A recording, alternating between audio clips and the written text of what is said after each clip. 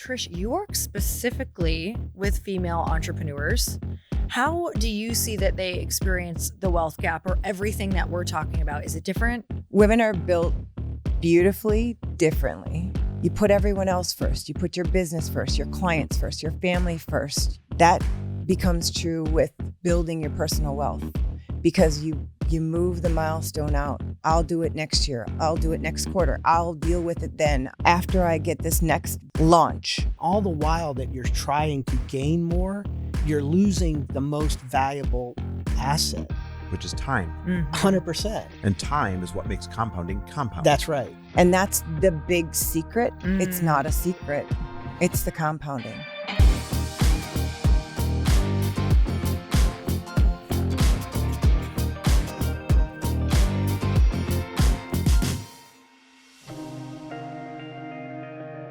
Phil and Trish, welcome to the podcast. You are officially on the Earn Your Happy podcast and the Chris Harder Show. Yes, welcome guys. Good to be with you. So happy to be here. I'm so excited you're here. I know we've been waiting to do this for a little while and we'll dig time. into that. So it's so fun to have you in here. And you guys are some of Chris and I's absolute favorite people.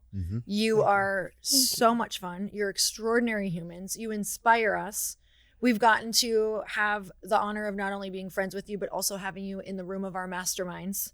And what's been really cool about seeing you, not only in the friendship realm, but also when you get in a room of a bunch of entrepreneurs, is so many people end up being obsessed with you because of all the value that you offer. Yeah.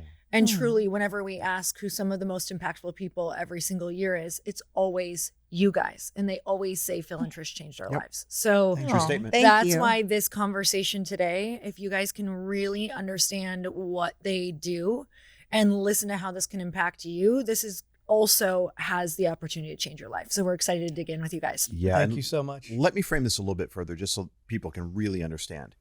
As of today, you guys have had 2 exits, meaning you sold 2 companies. You're what I call post-economic, meaning you don't have to work, you choose to work, and we're even going to get into that a little bit later. You've got a term for it that I like even better. But it wasn't always that way. There was a moment, and this is why you work with entrepreneurs now, and Phil, I'm going to direct this at you to begin with. There's a moment where you were a credentialed financial expert, meaning you passed all the licenses and all that stuff. So supposedly you were the expert. Yeah. But then you running a business, you only had 8 cents in your business account. Yeah. What did that feel like being quote unquote a financial expert, but waking up that day only having 8 cents in your business account? Yeah. Well, first, it took me a long time to be able to talk about it. Yeah. Because I was ashamed as a financial professional, probably had more knowledge than most people in the room. Yeah. And it was March 2009 during the great financial crisis. And everything was just a mess, as you well know, because you went through something similar in the banking That was our side. reset point. And I sat at my desk at the end of a day and my face just fell into my hands. I was in tears. I had 8 cents in the business account. The payroll was due the next morning. Oh. The bigger punch was my mother worked for me at the time. She had retired from a brilliant career, but she worked my front desk. And her name was the first name on the payroll list. Oh. And I was in tears. I said, I don't know how I got to this point without sharing a lot of financial data. I was already a 7-figure entrepreneur. Yeah.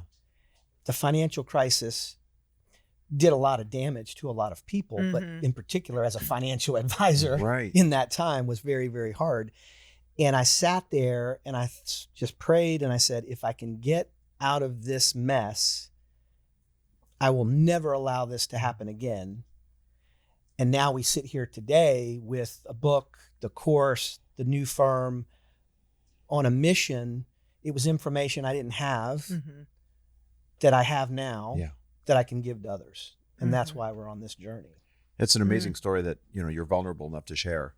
What do you think changed for you from that day forward? Because a lot of people are going to hear this, 7-figure entrepreneur and quote unquote an expert in whatever field. In your case, it was finances. Yeah. And they have no money in their operating account and they have shame. What do you think switched for you? So it really stems to a structural problem. And that's the pattern. Most entrepreneur business owners go through the same type of struggle. Yeah. When you have a successful business, 7 figures, 2 million, 5 million, 10 million, you have this financial ecosystem like none other that we're trained to deal with. So for the first time, somebody has a bookkeeper, they have a CPA, they have a financial advisor, maybe they have a fractional CFO, whatever the hell that is. They have all these people, and they're good people. They're specialists in a specialist model. But that doesn't work for the business owner. Yeah. And so our mission is to impact the business owner by coordinating, unifying the tax strategy, not just the tax filing, the tax strategy, the cash flow, like a CFO does. Yeah. And then why do we do all this? Yeah. Why are we entrepreneurs to begin with? It's not to create a job. It's to create financial independence and freedom. We call it the wealth freedom number. Yeah. Everybody has it. Yeah, love it. Okay, so Trish, in 2012, you packed up your life from Chicago, and then you moved to Atlanta, and you were essentially betting on a firm and a man that you believed in. And most people would never take that kind of risk. And honestly, we share a common home area, which is the Midwest. And I never saw people taking risks like that ever back there. It was very much like, are you insane? What made you take that gamble? So like you, I grew up in the Midwest. I grew up in Green Bay, Wisconsin. Yes, go Packers. Go Pack. I still am a Packer fan. Yep. So I grew up in a household that didn't have much money, and there were a lot of problems around that money, and there was a lot of tension in our household. And what that did was it ingrained in my sister and I a scarcity mindset. And so that was deep in our household. And like you said, the Midwest has a different mindset. There are big thinkers, but you work hard. Not in my household. They tend to move to Atlanta, California, New York. They tend to leave. But so I grew up around all of that tension. And so I had to flip that script for myself. And I did. So I got licensed. I got 5 financial licenses. I got educated. I got 3 degrees. I had to flip that for myself. And I found a book called Think and Grow Rich by Napoleon Hill. I've read that probably 5 times by now. And so I flipped the script from scarcity to abundance. And I created my own career in the financial sphere. And when I lived in Chicago, I actually got fired from a job. Oh, wow.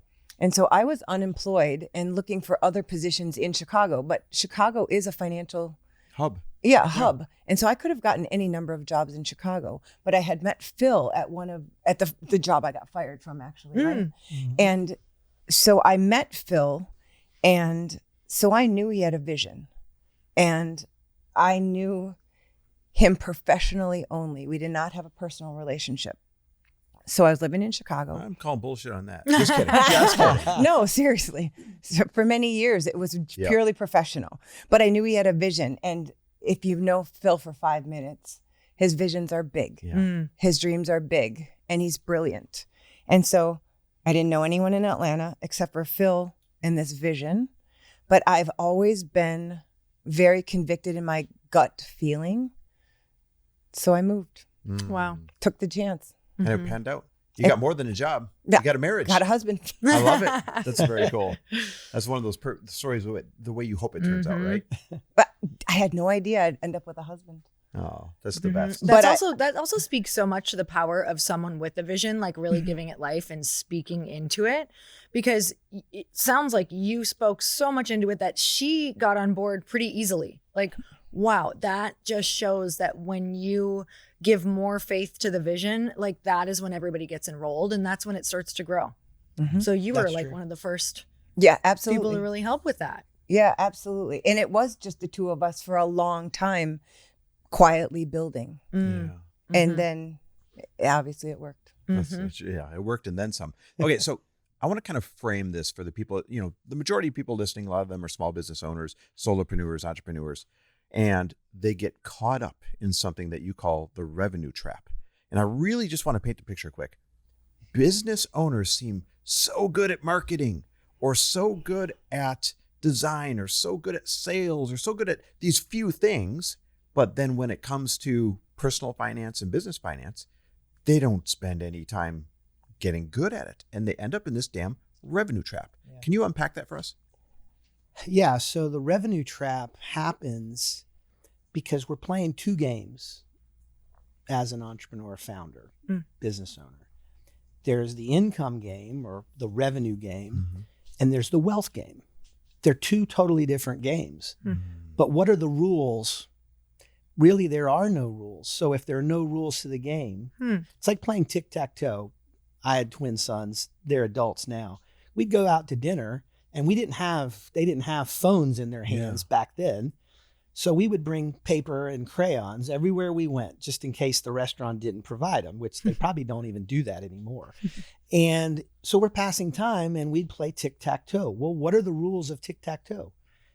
Tic-tac-toe, 3 in a row, X's and O's, and I would go first. If you play a game of tic-tac-toe, the person that goes first takes which square? I don't even know what the strategy is. The middle. If you go first and you take the first square, you're almost guaranteed 100% of the time to have a cat, a tie. Yep. So we would play and we'd play, and Kyle and Davis would lose and they'd lose until they figured out. They said, Daddy, we want to go first. So no, boys. Dad goes first. Once they figured out the game, which doesn't really have rules. Yeah. Right. Yep. They could win the game. Same thing with money. So the revenue trap is this fixation for us to, what is society talking about? We're talking about 7-figure entrepreneurs. Top line revenue. Right. And it doesn't really matter if you can build the revenue. And I would say income or revenue will make you rich, but it won't make you wealthy, and it won't make you free. And it won't give you flexibility. So the revenue trap is just this idea. It's the pattern that people get sucked into. They think I just need more revenue. I say, wait a minute, before you spend more money to generate more revenue, there's got to be a plan to extract the money. That's what I learned. I didn't have any way in my business prior to 2009 to extract the success that I was having. You had a way, you just didn't have the knowledge to do it. And then lifestyle creeps. Yeah. I wasn't placing investments. I didn't have work optionality. I didn't have the type of business that I really set out to have. The business should be the generator. We call it generate, keep, and multiply. The business is the fuel. Business will not make you wealthy.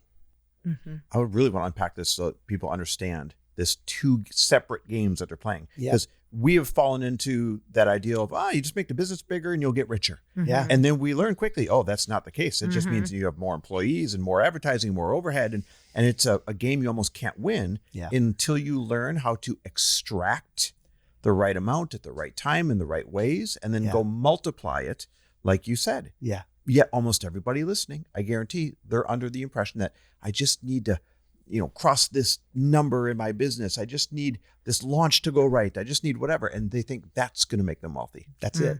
And it doesn't work that way for most people. The pattern repeats, and that's the revenue trap. Okay, so you guys work with founders who are making $1 million, some $5 million, some $20 million a year, and most of them don't know what they're worth. Tell me about that. How is that possible? It's possible because there isn't anybody that's coordinating or unifying all of these fragmented, like I mentioned, CPA, financial advisor, business coach. If you don't have somebody that's coordinating or unifying, what you end up with is this fragmentation. So they don't really know what they have. They're not even looking at the business structure properly. They might have a fractional CFO, they might have a CPA that guides them, but there's no connectivity. So like they don't talk to each other. Right. They don't talk to one another. And then they think they're getting, I can't tell you how many times I've been in a meeting or talking with successful people, just amazing. And they think, well, I think my CPA is doing that. Or I think my CFO is doing that. I'm like, well, is there no clearer picture? And to me, it was always about the personal net worth. That's why I took all the risk. That's why the entrepreneur does that, to provide something more. So a lot of people just don't know what their real number is. We call it the wealth freedom number. And the wealth freedom number is that sum of money where if you don't go to the office, or you do go to the office, or you choose to work, or you don't choose to work, our lifestyle continues. We can do the things that are important to us. And for people listening who don't fully understand what you're saying, where is that sum of money being held at? Like what are you? It's different for every person. I always say we made our fortune helping other people make their fortune, mainly in financial planning and investment management. I love real estate. It could be private equity. It could be investing in other business. It could be startup. We've worked together on startups. So there's not one answer to where the money should go. Yeah. And I'll tell you a quick story because this just happened recently. I'm working with a founder who has $3 million sitting in a checking account. That's wild. What's your initial reaction? Is like, I'm scared for that. And I asked him, I said, why do you have $3 million sitting in checking? He said, I just don't know what to do. I said, explain that. He said, well, I have a realtor. He's telling me I should be buying blah, blah, blah, blah. Of course he is. I have an advisor that's telling me it should all go into SpaceX or Bitcoin. I have another person that's telling me I should put it all back in my business. You see the problem there? Yeah. And my response was, I said, congratulations. I'm glad you have $3 million sitting in checking because you didn't make a dumb decision. Let's unpack this. Let's get to 36,000 feet. Tell me where you really want to go. Little red arrow, you are here. You want to go there. Now we can build what we call a unified wealth plan around it. And so now we're slowly, he's a little reluctant, but I'd rather somebody have that position than a haphazard financial structure. And that's what a lot of people, the reason they don't know what they have is it's all over. It's not coordinated. Trish, I know Lori has a question that she's dying to ask you, but before, I just want to unpack this a tiny bit more. You kind of skimmed over it. Most people, if they're doing it quote unquote right, they have a CPA and they have a tax advisor, and then they have an accountant and bookkeeper, and they might have a fractional CFO, and they're paying all of these people money, and they're paying all these people retainers, and they're still leaving on an average, because you've shown me the average savings, based on clients, an average of $60,000 to $110,000 a year. Correct. Worth of low-hanging fruit that they're not taking advantage of, even though they have all these quote-unquote experts. You guys basically take over what all the experts are doing. So it's cheaper, not only to pay you instead of paying all these individuals who are not working together, but then you actually get better results to the tune of an average of $60,000 to $110,000 a year per client. Right. How's that? How can you do this cheaper than all these experts and grasp all this low-hanging fruit that the experts are missing out on? Well, I don't want to imply that the specialists that people work with are not good. These are good people. I've met some not good ones. Well, okay, fair enough. Should we name them? Yeah, right. Maybe not.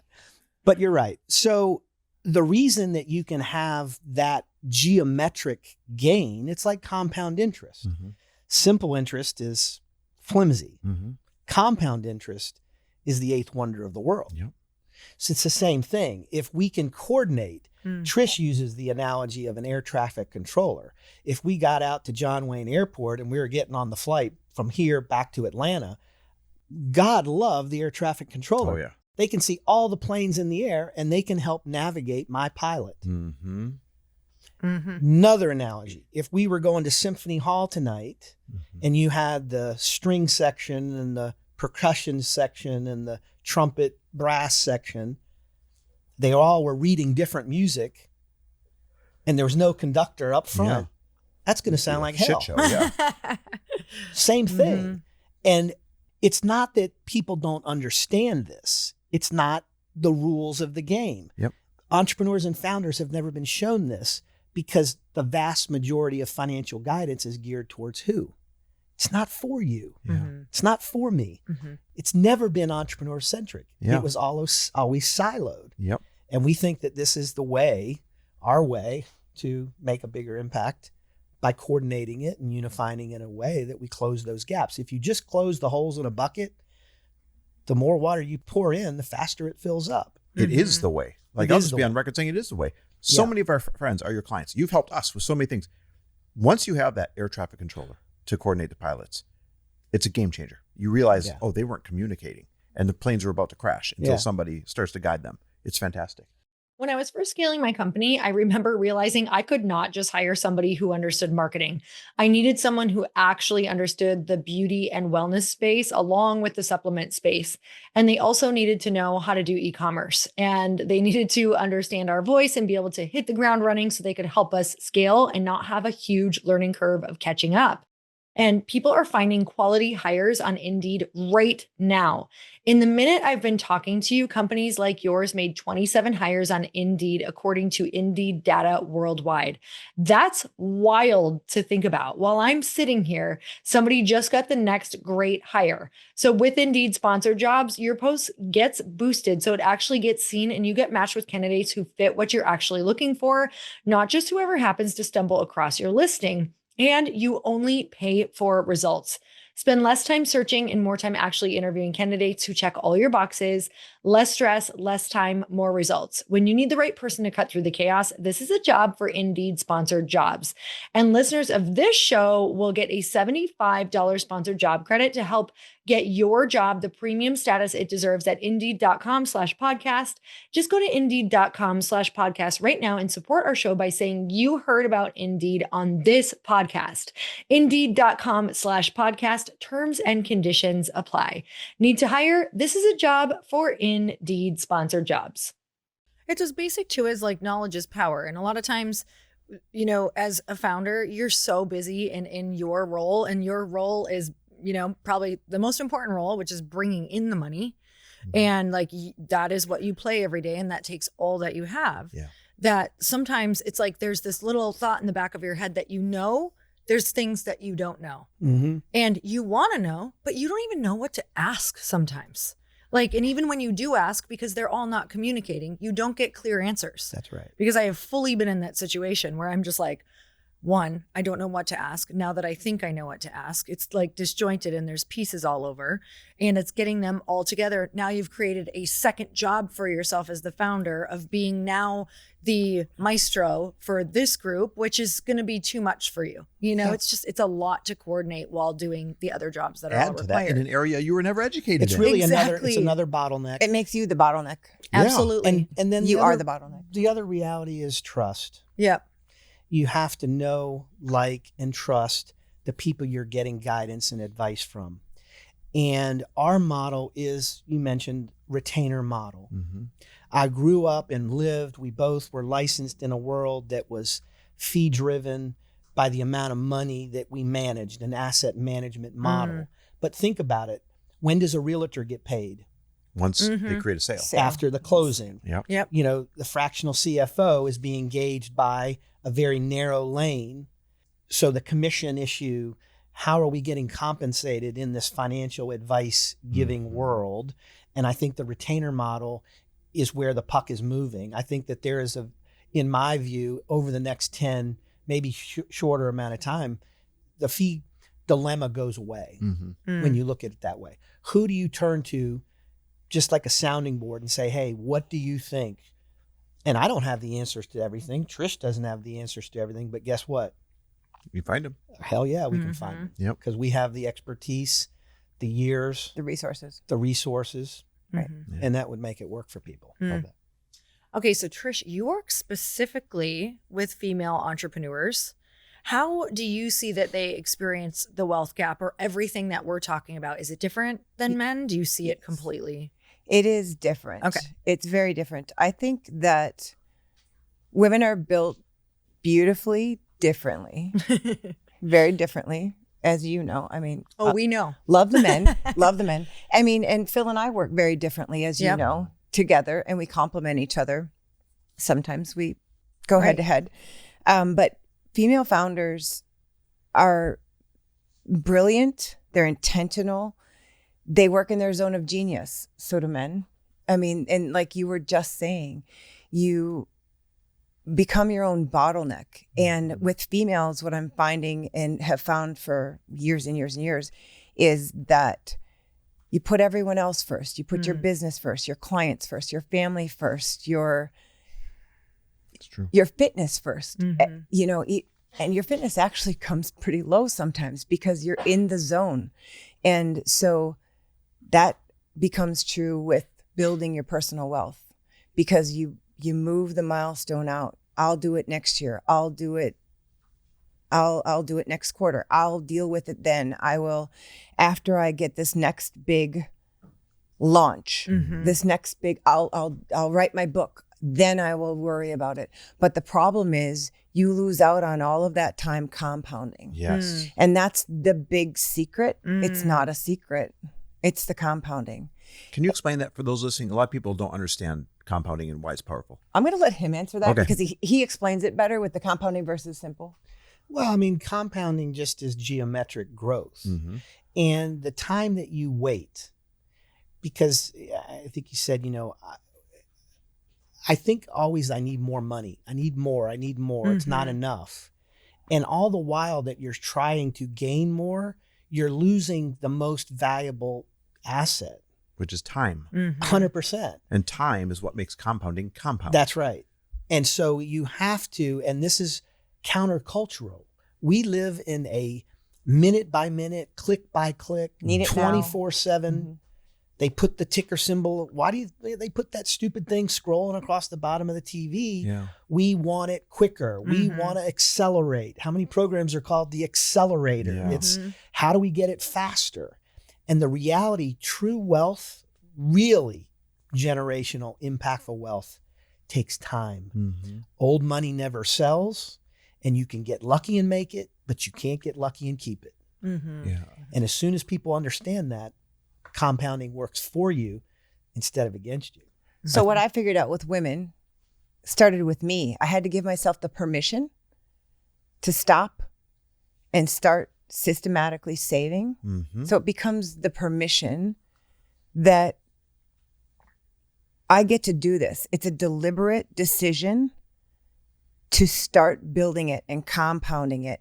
And I wanted to be work optional. I wanted the freedom. And so it's a systematic plan to do that. It's a freedom that I wanted. So I have a lot of deep conversations with female founders, and it's all about their money story. Like my money story from Green Bay, I have a whole money story that I talk to women about, and I really connect with them, and it brings a lot of emotion out.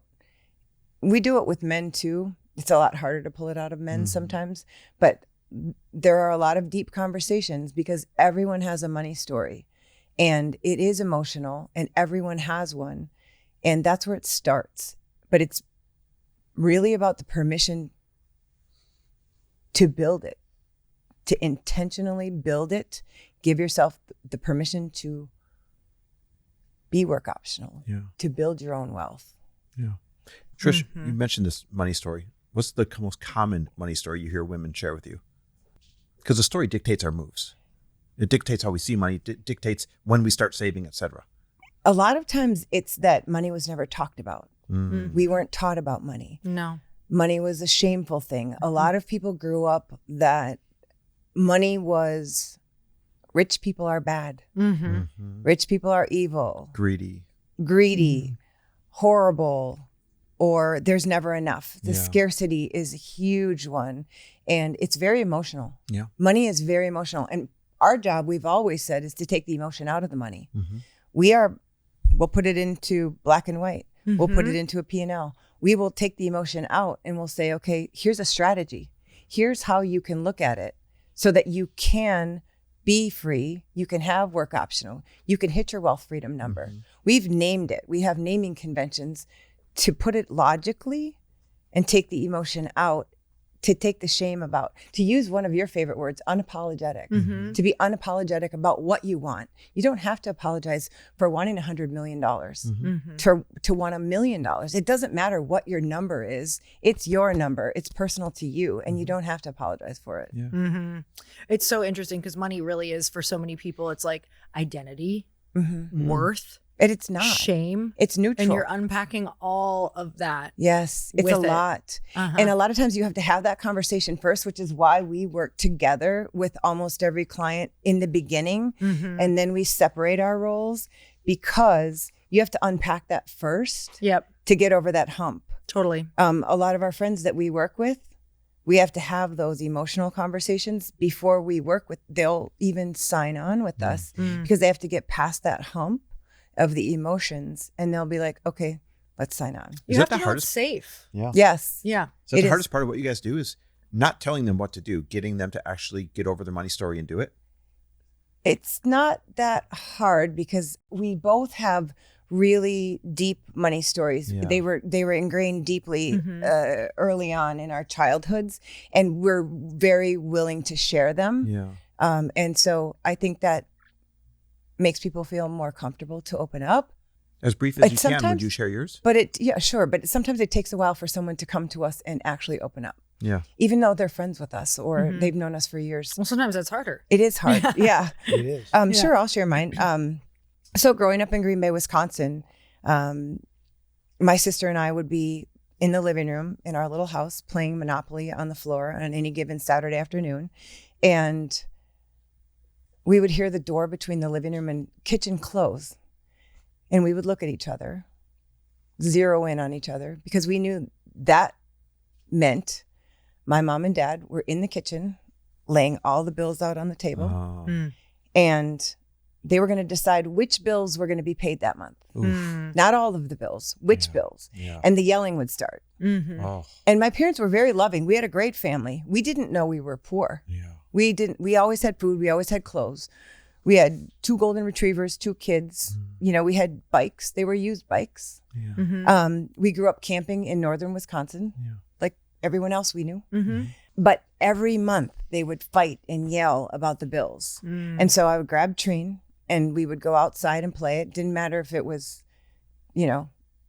snowbanks outside, whatever. We'd go out. You had to put your snowsuit on. Snowsuit on. Yeah, We would go out and play, and our yard was adjacent to a park, which we thought was our backyard as well. And we'd go out and play until the bills were done being paid. And so we just always knew there was never enough. Yeah. And we would hear, we can't afford that. We can't afford that. We can't afford that. And they did their best. And I recently had a talk with my mom because I told her I'm going to be going on podcasts. I'm going to be speaking to people and I'm going to be telling this story. And she said, do you feel like your generation or other parents didn't educate their kids on money, like your friends that you grew up with? And I thought about that. She's right. I think that's kind of prevalent. And then she said, well, how did you get, she's like, you're really smart about money right now. And I'm like, well, let me tell you. And so I went through it and she handled it very well. Wow. Very, very well. Growing up, money wasn't something that we talked about. I was raised in a more religious family, and there was kind of this unspoken rule in my religion that wanting money made you a bad person.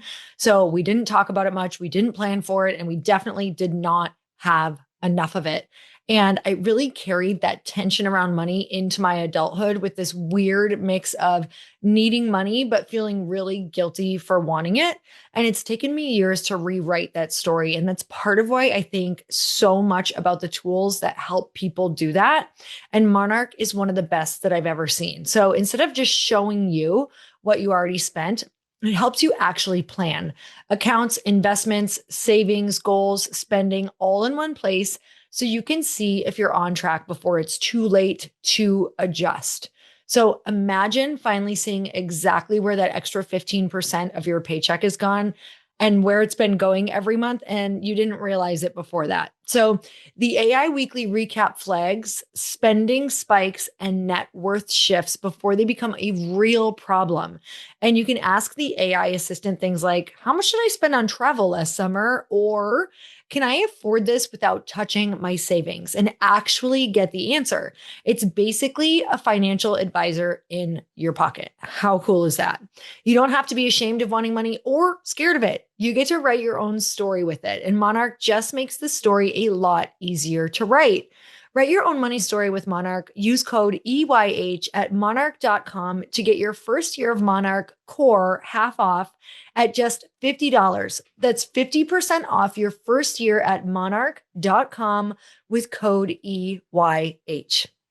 I mean, there was a gap there. It's not even, you can't even say it's their fault because Not they at all. never No, saw it. they did their never best. learned They're it. doing their best. They I did went- their best. I went through For the same sure. thing. Yeah. And Same, it's their never first heard of time it. around in life as well. Yeah. And they were young parents and they were doing their best. They were working very hard. Mm-hmm.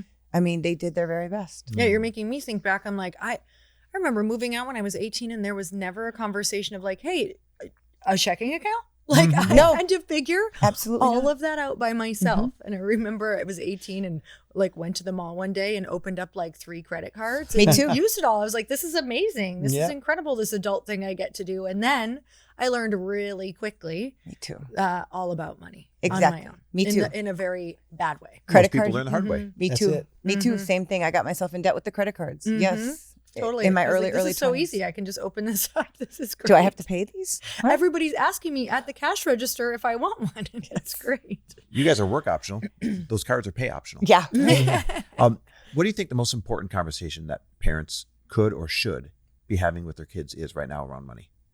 Oh, there are so many. And they should be having classes in middle and high school. Yeah. Mm-hmm. Yeah. Yeah, I don't think that school is going to be the place It's to not. get us over this dilemma No. that No. we have in our country. No. I think the conversation that I had tried to have it with my sons. Money is a tool. It can be used for good. It can be used for evil.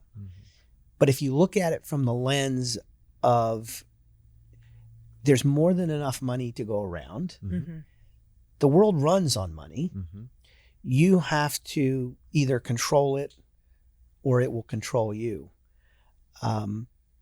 When I was growing up, if I could, I'll tell my story Please. quickly. We lived in Florida at the time. I think I was 12 or 13 years old, and I got off the school bus. It was a beautiful sunshiny day in Florida. I'm walking up the driveway with my sister, and I see this big yellow sticker on the door. And my mother and my baby sister were on the stoop crying. Mm. It was an eviction notice. Mm. My father left that day. Oof, And I like didn't left, speak- left, Left. like peace out. Peace out. Wow. And I didn't talk to my father for nearly Ugh. 15 years after that. Wow. But that was a source. My mother had a friend who had a friend that was a banker. Thank God for this man. She made $16,000 a year with 3 kids. That's rough. We didn't know we were poor. Yeah. Mhm. I was, going down to the beach. Yeah. Mhm. Where's the surfboard? Yep. That was a source of so much pain around what? Money. Mm-hmm. And I didn't learn money from my father. He was incarcerated twice. Mm. I learned it from my grandfather. And one thing that always stuck out to me, and I'll never forget it, when I was home from college, I lived with my grandparents because my mother had a 1-bedroom studio with two sisters. There was I was the only boy. Yeah. So I moved in with granddad, and he was an Army colonel, retired. He would get up at, the butt crack of dawn. It's like most military people do, I guess. Mm-hmm. And he would be in the kitchen drinking his coffee, Atlanta Journal-Constitution. It was all the financial pages back then. And he had a highlighter and a red pen. And he'd be going through and he'd circle and then he'd make a note in a notebook. And one day I said, Granddad, what are you doing? He said, son, I'm looking for an advantage. I said, what do you mean? An advantage for what?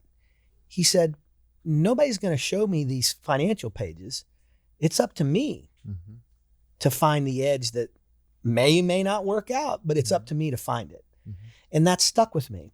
I went away to college, and in the Monday edition of the Atlanta Journal-Constitution, they had a personal finance section every week. Insurance, wills and trust, your 401k, your brokerage account. And he would cut that section of the Monday AJC out and mail it to me away at school. And it would always come on a Thursday. Yep. And I was in the business school, and I would run from Hollis Hall to the mailbox to the student center so I could get my mail. Now, I think now he probably would email it, but we didn't have email back Right. then. You date This was yourself. in the 80s. Yeah. And unfortunately, I lost that file. I kept all those clippings for years, and I can't find them. I guess too many moves, but that taught me a lot. that I wouldn't have found any other way. So there is somebody, anybody that's listening, there is somebody out there that can guide you away from the scarcity, away from your lack of knowledge or your fear about money. You've got to find that person if you want to get to whatever it is you want to get to. I want to ask you about the term, I called it post-economic, but I like your term better. It's work optional. Yeah. And every time you guys use that term, I'm like, oh, that just makes good sense. And I think the best thing that money can buy is choice, is freedom. Yeah. Work optional is the freedom to work if you want or not, or to work doing what you want, not because you have to. Yeah. But I think a lot of people hear that and they think, oh, I could never get there. I only make blank.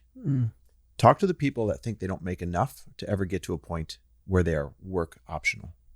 Yeah. So work optional as a term, about a year ago, I was driving a Ferrari in Tuscany. Yeah, with a really good looking guy. Just ahead of you and your brother. Yes. Because I was much faster driver.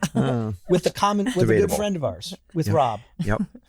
And I was just finishing, we were in Italy together, and Jake Kelfer, our publisher, that book you have sitting there, was just about to be kind of final print, ready to go. 25 years of lessons are in that book. And I was talking to Rob about it. And he's like, well, tell me about it. What's the book really about? And he's like, no, really tell me.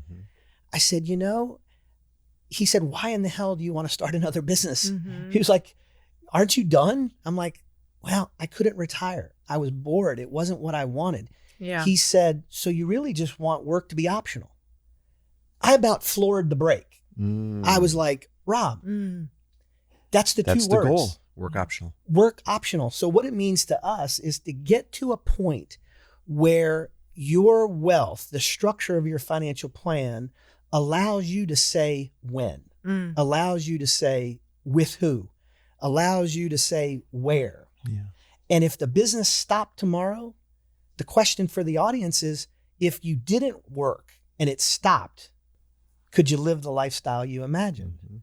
And for a lot of people, whether they have W-2 jobs or whether they have, businesses, the answer is no. So what do we think about in the financial services industry? The whole industry is based around retirement planning.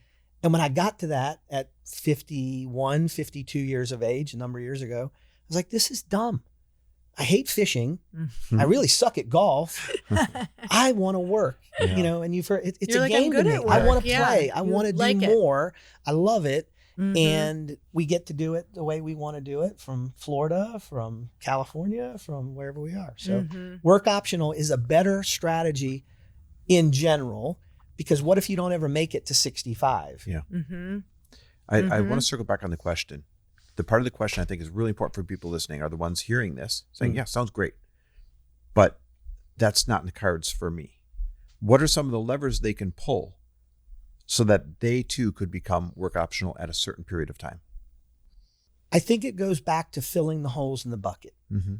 If you've got holes in your financial structure, not because of the fault of the CPA, it's not the fault of the CFO, call it out, it's your fault, that you can fix.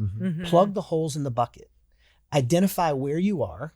What are the gaps? What are the holes? What are the leaks? If you plug the leaks and you can identify where you want to go, and that's the other thing, most people don't discover, what is it that I really want? It's not enough to say, I want to build a 7-figure business. That's not enough. It's going to be hollow and it's going to be empty. What's the purpose of the business? It's to generate the work optionality. Yeah. Most importantly, it's to start now. Yep. Start right now, because you're wasting time. You waste that compounding That interest. compounding interest. Yeah. Yeah. That makes good sense. So if someone's listening right now and has a profitable business and a personal net worth that they hasn't kept pace with them, and they have never had anyone look at their whole picture, what does that first step for them actually look like? So it starts with taking a look at everything. And we have a methodology to do that we can send anyone, that they can take a look at it. And it's 39 questions. Is it 39 questions? Well, there's a couple of different tools. We have tools, 39 questions. It's very easy. They can just answer these questions, send it to us. We'll analyze it. and we'll spend an hour with them. We'll give them an hour of our time. We'll analyze it, and we'll give them a clear picture exactly where they are. And then they can't hide from it. Yeah, once you know. Power. You can't. I mean, knowledge is power. I mean, what do you always say that if you could know that what's that term? If what you thought to be true turned out not to be true, when would you want to know? Yeah. I never remember. Right away. I never remember. Immediately. Yesterday. It's a good phrase. So it's a It's a very good combination of phrase. two things. Yeah. Number one, diagnose the gaps. Yes. And then determine what the gaps are costing you. So there's two tools. One is the Wealth Creation Scorecard. It's the simplest way that we found to diagnose the gaps. Yeah. After you've diagnosed where you are, take that, don't walk, run to your advice givers and ask them, how do I close these gaps? And they're going to give you a fragmented answer. Yep. It's going to happen. That's the pattern. Yeah, they're not going to collaborate. That's the Tax problem. guy is going to give his tax answer. That's the problem. Personal advisor is going to give their mutual fund answer. Et cetera. Yes. So the second phase of our Wealth Ascension system is to unify or design the plan around it. And that's the second tool. Diagnose the gaps, identify what it's costing you. And if you discover that you can find $40, $60, $80, $110,000, it's found money. It's like walking out the door here. There's $100 bill sitting on the curb. I'm fighting you for it, dude. Yeah. I'm going to go for it. So if you can find the money, then you walk through that door and you systematically bring it back. You'd be surprised how many times this happens. People take the diagnostic or one of the tools that we have, and they do go back to their CPA, for instance, and they say, why haven't we done this or that? And the CPA pushes back and says, well, I don't think that's such a great idea. And they say, well, this would save me $35,000. And then they fire the CPA. Yeah. So it's sometimes that they don't have such a good advice giver, and they have to discover that on their own. More often than people would ever imagine. It shocks me, actually. Yeah. But they have to peel back the layers, and they have to figure that out, and they have to take a look at exactly where they are right now in order to figure these things out. Yeah. But like you said, they don't communicate with one another. Yep. So it's hard to have a unified plan. Working out has been such a huge part of my identity, and I work out 3 days a week. I have for years now, but creatine hasn't always been a part of my routine. But in the last year or so, it has been, because I know how much it does for my strength and recovery. But honestly, one of the things is all the studies that are coming out about your brain health. And I'm telling you, that keeps me so excited about it, along with what I know it's doing for me physically. And that's what got me into Momentous Signature Spec Creatine, is that I'm not just hoping for the best. I want to make sure that I'm getting the best one out there. Creatine is one of the most researched and effective supplements out there right now, but most brands have spent most of their energy on flavors and marketing instead of actually making the creatine better. Momentous did the opposite, and Signature Spec is manufactured in pharmaceutical facilities using reverse osmosis water purification. And it's verified through a 6-stage testing process with 4 independent agencies. That means 10 times fewer impurities, 2 to 5 times tighter heavy metal limits, and it's screened for PFAS and microplastics. It's also an ultra-fine powder, so no grit, no clumping. It just mixes clean, and I put this in my protein shake every day, and I used to hate that gritty feeling, and it has none of it. So that's the Momentous standard, the relentless pursuit of better. And knowing what I know now, especially as a woman who lifts and wants to actually get the full benefit of what I'm taking, this is the one that I love. If you want to try Momentous Signature Spec Creatine, head to livemomentous.com and use code EARN for up to 35% off your entire first order. That's livemomentous.com, promo code EARN for up to 35% off. Livemomentous.com, promo code EARN. You know, it goes back to the quote that you shared. And even if the quote ended up being answered that, you know, what you think is true, the faster you can know it's true, this is fixable. You guys have seen it where people can feel like they're very broken and they're ashamed and they're afraid that they can't come back from where they are financially. What do you say to those people? Start now. Is every financial picture fixable? Or are some people just fucked? Well, I think some people are probably just fucked. Yeah. But I think that there are mistakes that are reversible, and there are mistakes that you learn from and you move away from as fast as you can. Mm-hmm. It's just the knowledge. And you say, knowledge is power. I disagree with that. Applied knowledge is really power. Yep. So just learn. I've made the mistakes too. I had 8 cents in my damn business account. We both have. I learned from that. We went through the financial crisis. Look back on COVID. How many people sold their portfolio out in the middle of COVID with the mask on your face and you're at your keyboard? And now the S&P 500 is now 3x from where it was at COVID. Come on, it's not rocket surgery or science or whatever the phrase Rocket is. surgery. Is that a new field? I'm a rocket surgeon. Yeah. That's what I'm going to like start to operate on introducing rockets. myself as. That's an old Nick Murray saying. One of my coaches used to say. Yeah. I I love that. It's so good. All right. So you told us about the Wealth Scorecard. Yeah. That's a really good place. Yeah, where to can we take start. that? Where can we take that? Yeah. So wealthcreationscorecard.com. Spell it all out, one word. We can post it in the show notes. Instagram at TruWealth Advisors. Okay. We're always asking people to DM us there. And you just need the link. And the purpose of the scorecard, again, is just to diagnose. It'll score you in 3 primary areas: tax strategy, your profit acceleration or your business finances, and then your personal finances. If you can look at the gaps in each of those 3 areas, but then assess them as one whole.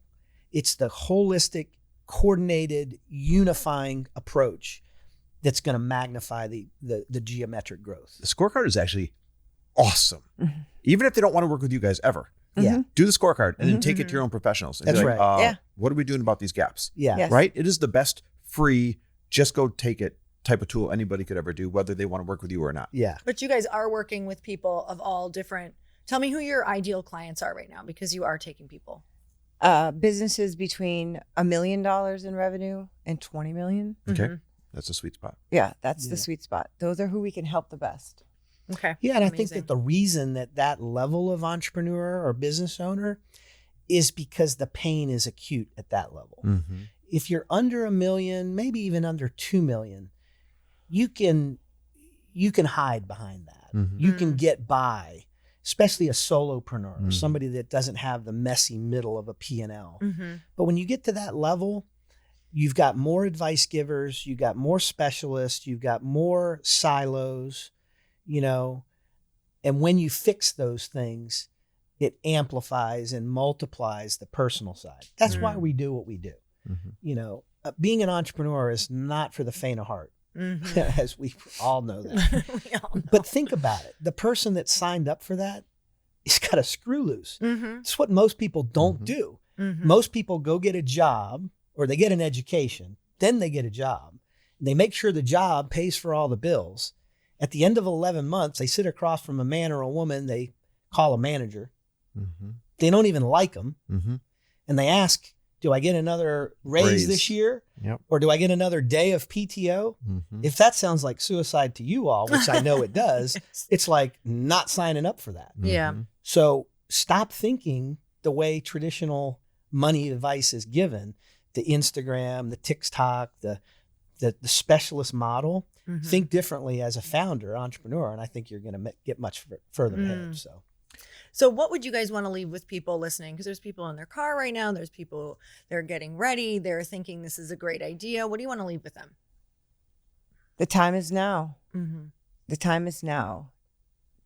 Take the quiz, read the book, reach out to us. There's no better time to do it. What's the phrase? When's the best time to plant a tree? 20 years ago? When's the next best time? Right now. Right now. Today. Yep. Well, we're so excited about this, you guys. Definitely, I have all of the links in our show notes, so it's so easy. You can just scroll right down. We also have the book sitting here, The Wealth Creation Method. Go grab that. You can binge all of this content. And read the forward. Yeah. The Good forward. good It's looking beautiful guy by wrote it. this guy Yeah. over By here. my friend Chris. But we're so grateful for you. You are such incredible people. Thank You have such hearts of service. We get to see all the people that you impact, including ourselves. And I'm just so happy that you guys are out there in such a big way. I know how much you have like grown this business so quickly because of who you are, your skill set, what you're helping with. Like your referrals are insane because people are loving what's happening when they work with you. I'm watching people that we know feel insanely empowered, Yes. so good in their business now after working with you. So I'm so excited that you came on. Yeah, I would just add to Share that. all that. I would stake my reputation on working with you guys, meaning people should have no hesitancy that you're going to judge them. They should have no hesitancy that you're not going to have an answer for them. They should have no hesitancy that, are you the right choice or the wrong choice? If they want a point guard to call all the shots and clean up their finances, it's you guys. I'll stake my reputation on that. Thank you. Thank you Chris. both so much. Thank you for having us today. We are Yes. so excited to be here. Thank Of course. Yes. Okay. Well, you guys, thank you so much for tuning in. Make sure you go check out the show notes and follow them. And until next time, earn your happy and listen to Chris harder. Yeah. I don't know. Peace out, bitches.